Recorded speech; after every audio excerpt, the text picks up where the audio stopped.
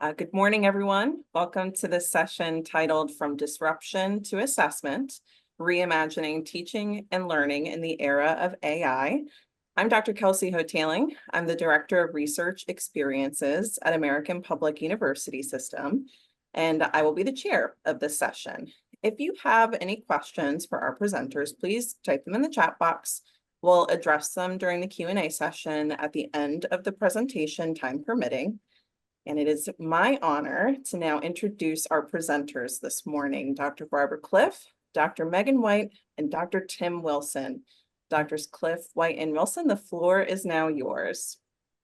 Thank you, Dr. Hoteling, and good morning to all. It's really an honor to be here today as we discuss our journey in reimagining teaching and learning in the era of AI.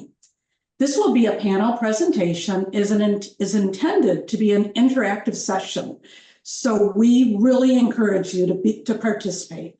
We will also share some of the results from research that was conducted earlier this year in exploring the emergence of AI in graduate health leadership education across the country.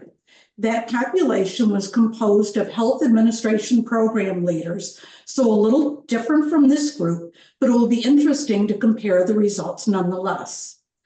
Our discussion today will revolve around four major themes: assessment, course development, student usage, and the future. For each area, we will seek your insight, share research results, and then discuss our evolution of that element from the emergence of AI to the current times and into the future. There will be time for questions and further discussion at the end of our presentation. Let's get started first with a foundational topic that's actually being used to test our polling process with you. Please note that with all of the questions, if you're not actively involved, please indicate what you believe to be the status. Here's our testing question number one. And again, this is a poll question and it's pretty simple. Have you made any changes or are you aware of any changes in teaching and learning strategies since the emergence of AI? It's just a yes or no question, and you can submit your response now. Right, responses are slowing down, so I'll go ahead and share our results. 77% indicate that there have been changes in the application of AI in the last year or so. So let's look at the results from our research, and you'll see that it's pretty similar. At the time of this survey in April, 61% of the programs had modified their teaching and learning strategies since the release of ChatGPT, but you'll note that another 35% indicated that they would be pursuing within the next 6 months. This means that conceivably, nearly 100% of these programs could have made at least some modifications or are actively doing so. Dr. Wilson and Dr. White, in completing our trial process here, can you simply indicate if there have been any changes in teaching and learning strategies in the health administration program at APUS since the emergence of ChatGPT in November of 2022? Absolutely. Yes. Excellent. All systems are go on the interaction, so let's proceed with discussing these strategies further. We're going to begin with the element of assessments and how these may have changed to enhance learning since the release of ChatGPT. Assessments include such things as assignments, exams, quizzes, discussion boards, etc. But first, we would like the audience input on just assessments with question number 2. What type of modifications in assignments have you implemented or seen implemented since the implementation or the launch of ChatGPT? Go ahead and vote, and you can select all that apply. Should have some music here.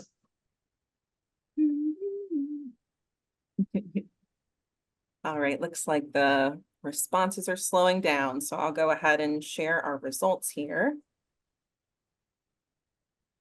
Thanks to all who participated? So it looks like the greatest amount was applying real world simulations or scenarios, incorporating group projects, introducing video and oral assignments, and implementing case studies. When we look at our research, real similar, the highest rated was incorporating more group projects, followed by applying real world simulations, implementing case studies, and introducing video and oral assignments. So the same assignments, maybe in a different order, but again, fairly similar.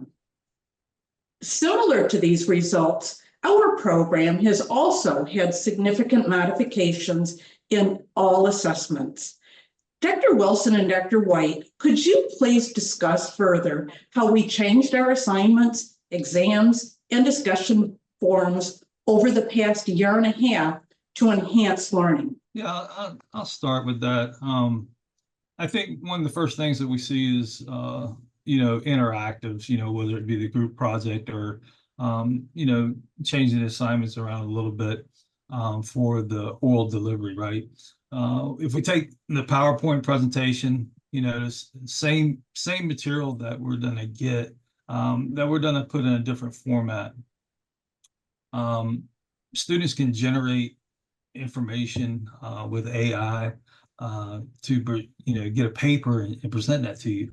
But in doing a PowerPoint, they have to present that in a certain way. So they've got to learn that information to be able to regurgitate that back through. Another example of this would be an info commercial and including an infographic. It's a simple, like one slide presentation that you've got to put like a little elevator speech to, which also allows some of that real world learning and that oral argument to come into play a little bit more. So we're using that kind of allowing students to grow in the same type of thing that they would use in their jobs and in their position, and getting better in that versus just a written assignment that could be kind of just taken off the internet or so.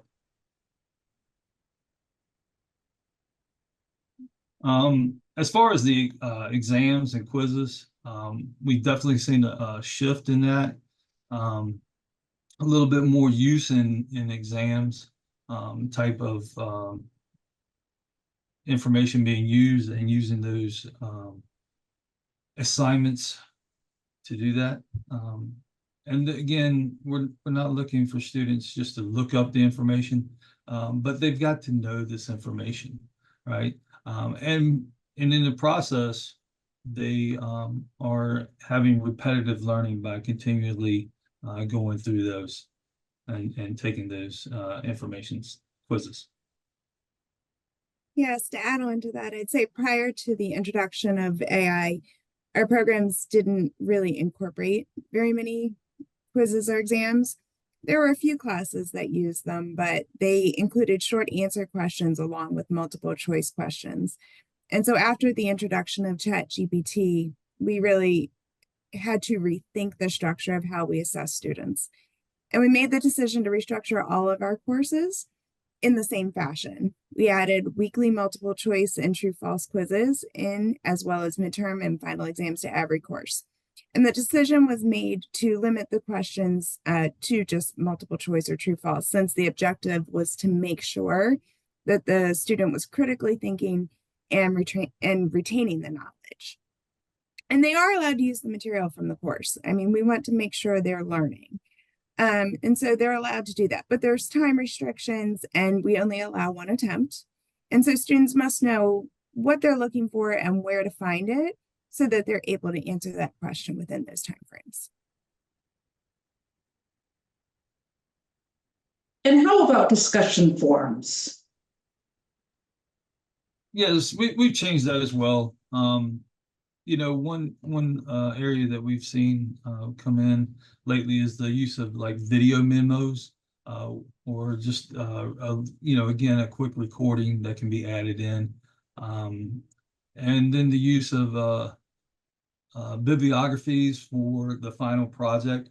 So each week they're adding that in and then doing a peer review process. Again, you're getting the interactives versus just putting stuff out there. We're actually letting them use information that they've gained through their studies and put that into the discussion versus just, again, looking at something that's just generated from AI. I'd say online discussion forums have always been intended to be the platform in which the majority of teaching takes place. So, the introduction of AI really forced us to go back and review the questions that we were asking and ensure that students couldn't just give a generic answer.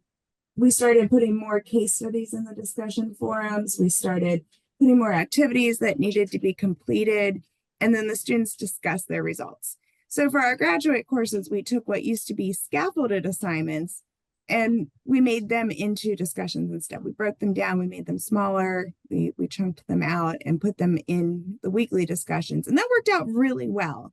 And then we also required that, and we probably should have been doing this all along, but we weren't. We required that students post their initial responses first, which we hadn't previously done. Thanks. It's clear that there have been a lot of changes in assessments, again, to enhance teaching and learning with the emergence of AI. But let's move on to course development and revisions to make improvements in the courses, including the changes in grading rubrics, which are an essential component of our courses. First, we would like the audience to weigh in with poll question number 3. And if you can identify how you have altered grading rubrics or seen such alterations if you're not actively involved since the emergence of AI applications, you can select all that apply. All right, participation slowing down a little bit. So thanks to everybody for engaging in that. Here are the results. And again, it looks like the highest rated is unsure, which is fine. Next to that is added sections for critical analysis and reasoning, and increased weight on process and methodology, including criteria for originality and independent thought, and adjusting for collaboration and group work assessment. Now, with our research, and if that one's pulled up, it's not surprising that the greatest change in rubrics was actually related to group work, since that was also the greatest change in assignments. Again, note the high percentage that plan to pursue these within 6 months. Given that the survey was done in April, that means that it could be happening now. Dr. Wilson, could you please discuss how and why our grading rubrics were revised, as well as the development and revision of the courses, and whether you've noted any positive impact or any impact at all? Absolutely. So I think the rubrics were they weren't the first thing that we changed, but we soon discovered that they were the most essential change that we made. At the end of the day, we can change the assignments, we can change the discussions, but it came down to what are our expectations and can we hold students to that? So as a group, we met and came away from it saying our goal is to know that we know that students understand what they've learned and that they haven't just copied and pasted it from somewhere. And so this meant altering our rubrics to put a heavy emphasis on analysis. So in short, it really wasn't any different from a student not paraphrasing properly or overly quoting, prior to AI or even now. So, is this paper written in enough of your own words that I know you understand the sources that you use to write it? Or did you just, quote too much? Did you use too big of a chunk and it's more their writing than yours? It's really no different from that. So we added in a section accounting for originality and accurate conclusions as well, which I think was really important. because it allowed us to make sure that they were able to accurately draw from what they were reading and referencing to, learn what we wanted them to learn. And that's really no different than it was before. We were just now making sure that they were held accountable to that. When we look at the modifications in the design and the development and the revision of courses, I don't know if I would have said this to you then, but I can tell you now, I'm actually really grateful for the introduction of AI. Again, not sure if I would have said that to you then, but I am now. We made the decision really quickly to overhaul the design of all of our courses and follow the same structure for each of them. And this created a very universal design, which many students seem to respond well to. Students who were struggling before, now they really appreciated knowing exactly what they were getting out of every course. And so we reduced the number of written assignments and now only have 1 to 2 presentation assignments per course. We now have quizzes, exams, and discussions make up the rest of the grade for a student. And the quizzes and exams are able to be auto-graded by our LMS, which greatly reduced the workload for our professors and allowed us to spend quality time actually teaching in the discussions, which is really important. That's where we're allowed to actually do what we do best. And so we saw very positive feedback in our end of course surveys. Great, thank you. It's really encouraging to see the positive results from the changes that have been done so far. Moving on to student usage of AI tools, this has also been an area of rapid change, and we would like your input with the next poll question. To what extent are students in your program currently permitted to use AI? And again, if you're not actively involved, please indicate what you think it is. Great, thanks to all of those who participated. I'm going to go ahead and close the poll. Share the results. Oh, share results. There we go. I don't see the results of that poll. Okay, let me see. There we go. Is it coming up? Oh, see it. Let's see. I could relaunch it if we want to do that. Could you share what the top few options were? Yes, absolutely. So the 35% of respondents said AI use is limited to certain assignments or activities. The next highest one is AI use is limited to certain courses or subjects, 23%. AI use is not restricted at all, was about 20% of responses. 16% said they're unsure, and 7% said AI use is fully restricted. Thanks. And again, when we look at the research that was done, there were actually a few more options in the survey that was done. And you will note that as of April, 45% of our respondents indicated that tools must be approved by individual faculty.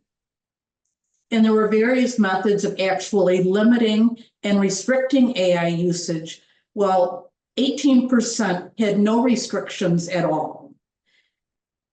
There were also questions related to how much students were being taught about the ethical use of AI by these programs, and those results were quite varied as well. Dr. White and Dr. Wilson, could you please discuss the evolution of AI usage with our students and describe how this university has taken a real proactive position to embrace AI, incorporating it into our programs, and how we actively teach the ethical use of AI to our students?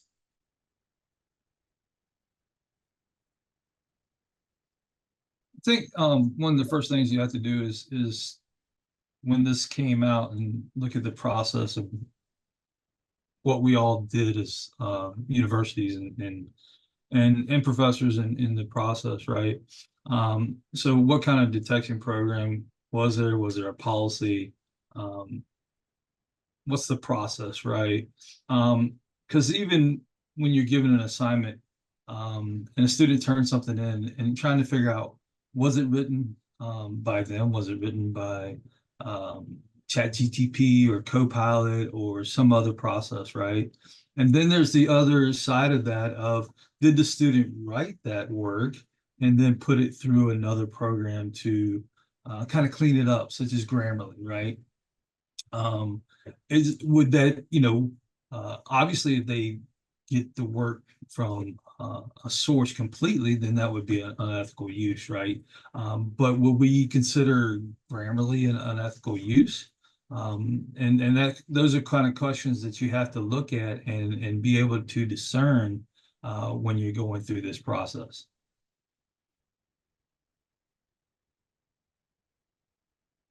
So, we recently released a new policy for students and training for faculty. And essentially, in the beginning, we did what everybody else did. And I think we reacted and then we slowly learned to embrace. And now we're really at a point where we're embracing the ethical use of AI and encouraging students to use tools in an appropriate way. They should cite, quote, paraphrase all of the same methods we would expect of any resource, because that's truly what this is. It's a resource. And the university has placed a module in each classroom to train students, and faculty have gone through training before being able to start teaching this month, actually. And there's a very prescribed method for coaching and guiding students when they don't follow those ethical guidelines. Thanks. It really appears that we're rapidly evolving into the future, and it's changing consistently. But it's a future that embraces the ethical use of AI and will incorporate AI into everything we do with our students and beyond. We would now like the input from our audience on the final poll question.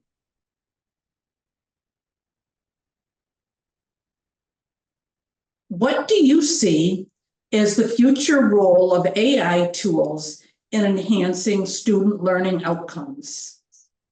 Dr. Hodling, can you pull that question up? I'm trying. The polls are giving me issues. Kinjo, are you able to launch poll number 5 on your end? I'm not sure why it's giving me trouble. Is it grayed out for you too? Yeah, okay, I we'll think it's just, some issue from the Zoom. Yeah, I'm not sure why it's the question is, okay, whoops, that's the last one. number 4. Thanks for bearing with us. Maybe Zoom's, yep, there we go. Figured it out. Zoom What had to do you keep up with see? us. What do you see as the future role of AI tools in enhancing student learning outcomes? And again, looking to the future. All right, responses are slowing down a little bit, so I will try and share our results. Results. Go. Essential and expanding, more than 50%, followed by supplemental to traditional methods, with some still limited to specific subjects or skills. With our research, you can see that our survey population rated the future role of AI as essential and expanding by 70%. Dr. Wilson and Dr. White, as we reimagine teaching and learning in higher education, do you have any closing thoughts on how you foresee AI shaping the future? Yeah, I mean, as you kind of saw through this, we've kind of come full circle, right? We started out with a zero tolerance to basically embracing it, right? Kind of like Karen said in the chat there that, AI is another tool that we have in our bag to use. If we think back, there was a time when students weren't allowed to use calculators, they weren't allowed to use computers, they weren't allowed to use phones. Same thing can be said for AI, right? We use AI in different ways. So We've used Word, we've used spell check for many years now, which is a type of, program that does things for us and corrects things, right? We have to learn to adapt and change our methods.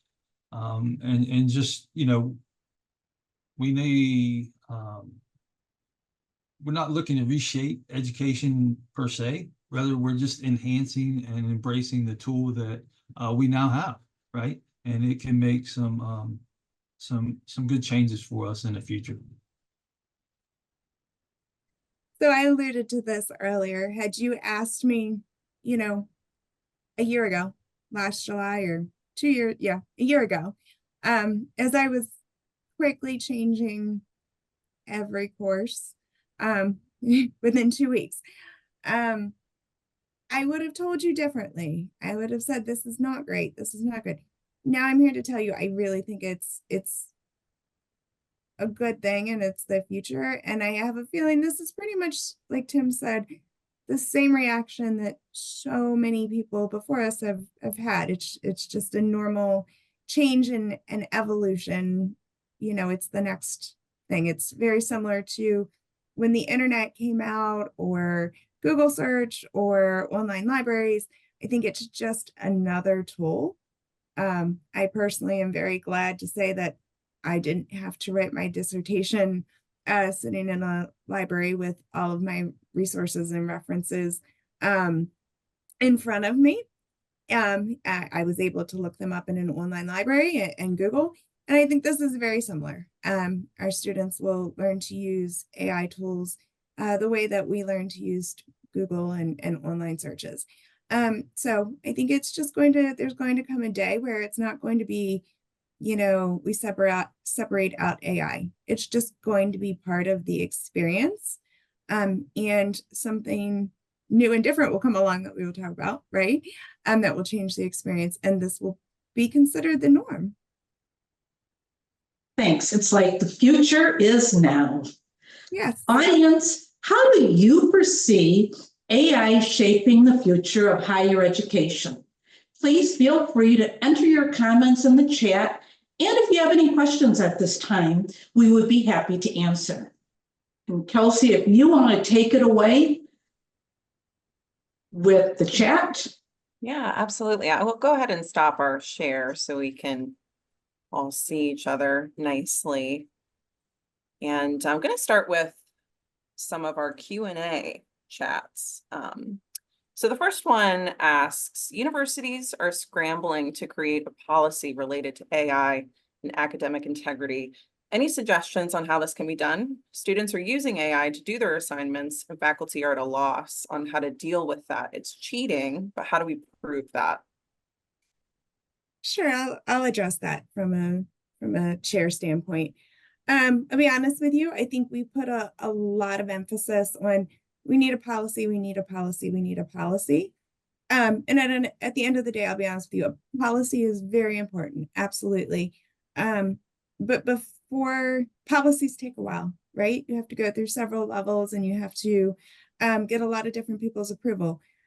The way we really addressed that, and we found to be extremely effective, was changing our rubrics and making sure that our students up front were aware of what was expected of them in those rubrics for assignments.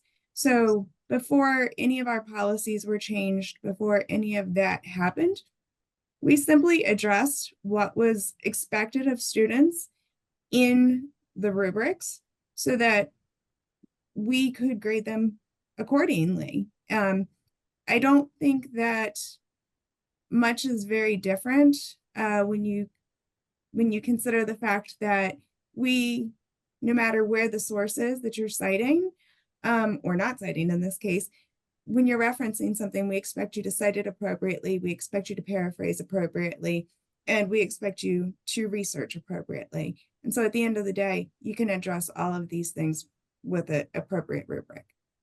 Right. And I think it's important that there is a policy, but it is something that other universities appear to be struggling with, as evidenced by the research that we did. One of the questions was, does your institution and or department have a policy or policies in place regarding student usage of AI.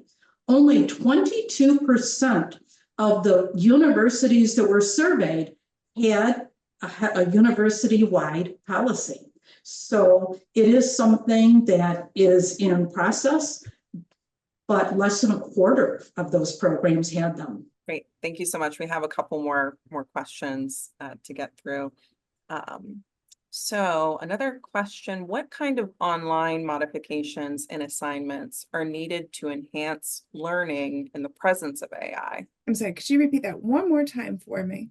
What kind of online modifications and assignments are needed to enhance learning in the presence of AI? And I think maybe it's important to note, from our presentation perspective, we're an online institution. So all assignments are online and in the online classroom. So what kind of online modifications and assignments are needed to enhance learning in the presence of AI? So how have we made changes to enhance learning? Absolutely. I mean, I would say that our curriculum has very diligently turned to a universal design. We've turned to a trusted line of textbooks that we have access to, and made use of resources and make good relationships with them. And then, making sure that we have tools that are interactive to be able to do video assignments and things like that. Dr. White, Dr. Cliff. I was going to say that interactive as well is a big point. And then, the peer review process that, is in place, allowing students to not only critically look at, the work that's being submitted by another student, but you're also looking for the gaps that are in there that they can maybe the student, is so focused on one thing that you're totally missing another point. Kind of like we see in research, right? We're looking for the gaps. And another thing is, it also teaches us to ask critical questions of another's work, right? And kind of going through that process that we need to do in not only in our education work, but also in our, wherever our field of healthcare or any other business might be, to ask those questions.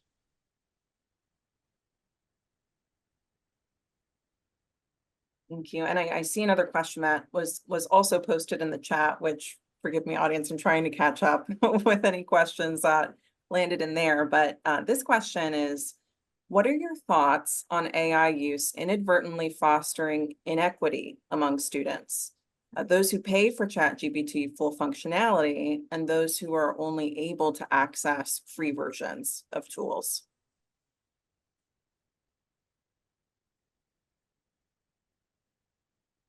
I think that's a really valid question and something that's going to require further thought and further research.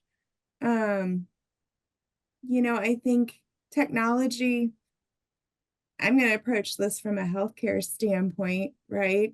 That's where the three of us excel at the most.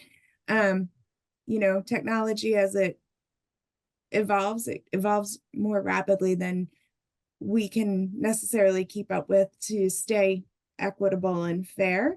And so that is something that we'll have to keep continuously assessing. And as a university and as a community, as an academic community, keep going back and addressing it and trying to figure out the best way to make sure our students have every opportunity to be equal in that way. I think you raised a really good point there, Dr. Wilson, and something I also saw kind of echoed in the chat. This is the question, right? If institutions are embracing AI tools, what's our responsibility to ensure equity amongst students? So is the institution going to be, this is rhetorical, is the institution going to be responsible for then paying for licenses for students to have access to these tools? I think that's a big question as a university that we should consider.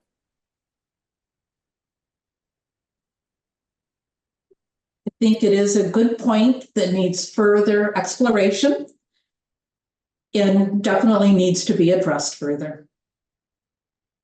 I agree.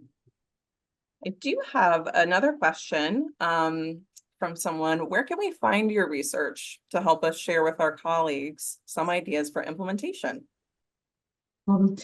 Thank you. That final research is still being written up.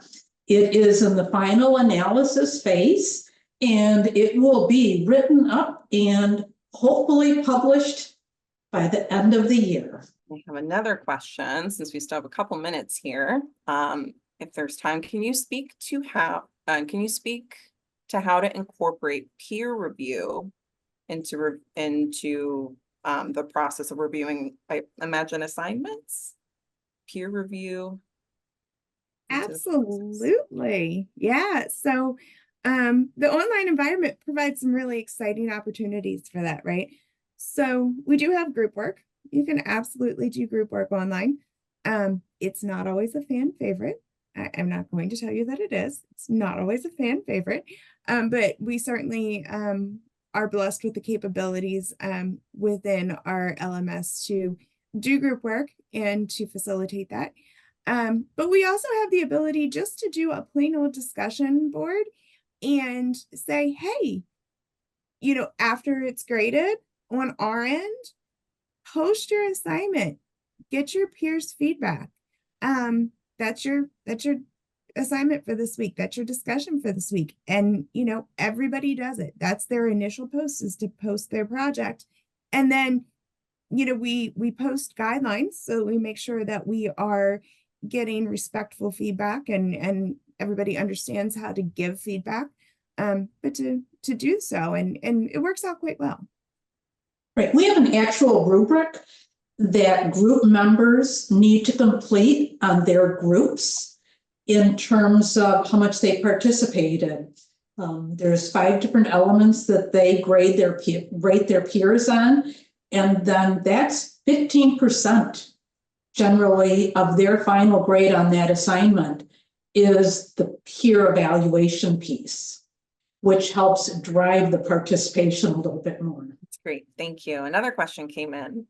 Do you allow students to use AI and not use AI for completing assignments? Because I think students can make a valid claim that they ethically do not want to use the technology and share more personal data or train these models for free. So as a whole, our stance on how you use AI is pretty much this. And this is what we started taking from the beginning, before there was a policy, before there was a how you do this. It was essentially AI is a tool. AI is a tool. It's a research. But when you hand in that assignment, it should be in enough of your own words that it would still pass, just like when we used to do turn it in or something like that. It should be in enough of your own words that it's still your work, right? So however you choose, using AI is a very personal choice, correct? You don't have to, you can, but at the end of the day, that assignment should be used as a tool, and you should have enough of your own words in there that it is still your original work. Thank you, Dr. Wilson. I'm scrolling in the webinar chat to see if I missed any questions. We still have 2 minutes here. If anybody would like to, if I missed your question, if you want to add it, I should be able to see it. There was a question that came in earlier and asking about the difference between, using GTP and some of the work. And, part of that, looking at those assignments too, is you always have the option of saying, hey, I would like for you to submit your original work, and then I want you to submit that same work after you put it through a program, right? So that way you can see both sides of that, and they get to understand the differences as well. And sometimes those programs change some of the wording to where it doesn't make sense. The sentences do not make sense at all. So it's a good learning method for students as well. But they are getting to use that and gain an understanding on the proper outcomes of that. Right, and to piggyback onto that, some of those circumstances have allowed us to help teach our students on the proper use. Sometimes it was inevitable that they submitted things that were pretty AI written and didn't really realize it completely. So we've been able to have teaching moments which have really created greater understanding. All right, and looks like that puts us at time. Now is a great time to take a break. We have 15 minutes between now and the next session. I want to thank Dr. White, Dr. Cliff, and Dr. Wilson so very much for their time and their presentation. This is really excellent. And thanks to our audience for participating and rolling with the punches when the poll didn't work for a second. So thank you all so very much. Thanks, everyone. Thank you. Thank you.